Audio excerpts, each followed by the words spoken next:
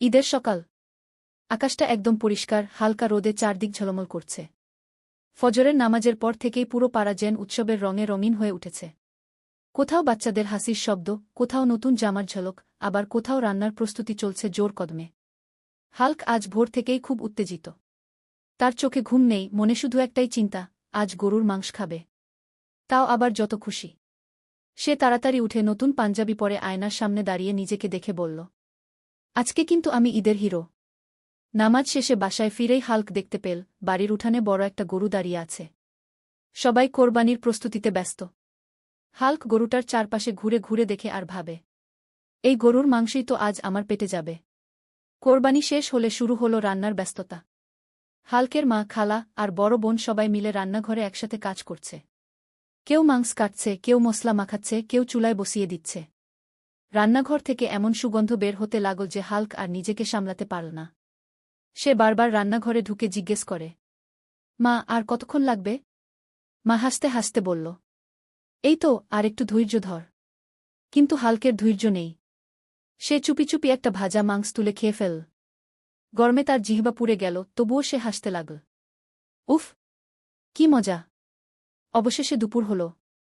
বড় টেবিলে একের পর এক খাবার সাজানো হল, গরুর ভুনা, ঝোল, কাবাব, কালাভুনা, নেহারি, যেন এক রাজকীয় ভোজ।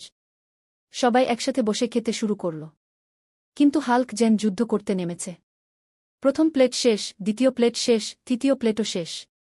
তার ছোট ভাই অবাক হয়ে বলল, ভাইয়া, তুমি কি রোবট নাকি? হাল্ক হেসে বলল, না, আমি হাল্ক। আমার ক্ষুধা বেশি। সে খেতেই থাকল, মাঝে মাঝে পানি খাচ্ছে, আবার খাচ্ছে। তার মা বারবার সতর্ক করছিল, বাবা, এত খাস না, পরে সমস্যা হবে। কিন্তু হাল্ক কারও কথা শুনল না।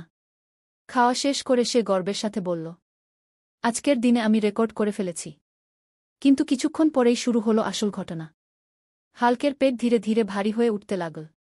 সে সোফায় গিয়ে বসে, তারপর শুয়ে পড়ে। আরে, পেটটা কেন এমন লাগছে? তারপর পেট ব্যথা শুরু হল। সে কাতরাতে লাগল। উফ, আমি আর পারছি না। সবাই তার দিকে তাকিয়ে হাসতে লাগল। তার মা একটু ওষুধ এনে দিল আর বলল, দেখেছ, এত খেলে এইটাই হয়। হাল্ক তখন লজ্জা পেয়ে বলল, আমি আর কখনো এত বেশি খাব না গিয়ে। বিকেলের দিকে হাল্ক একটু ভালো হল। সে বারান্দায় গিয়ে বসে দেখল বাচ্চারা খেলছে, বড়রা গল্প করছে, চারদিকে আনন্দের পরিবেশ। তার মনে হল, ঈদের আসল মজা তো শুধু খাওয়ায় না, সবাই মিলে আনন্দ করাতেই। সন্ধ্যায় হাল্ক পরিবারের সবাইকে নিয়ে গল্প করতে লাগল, হাসতে লাগল। আর মনে মনে প্রতিজ্ঞা করল, পরের ঈদে সে অবশ্যই কম খাবে। যদিও সবাই জানে সেটা হয়তো আবার ভুলে যাবে।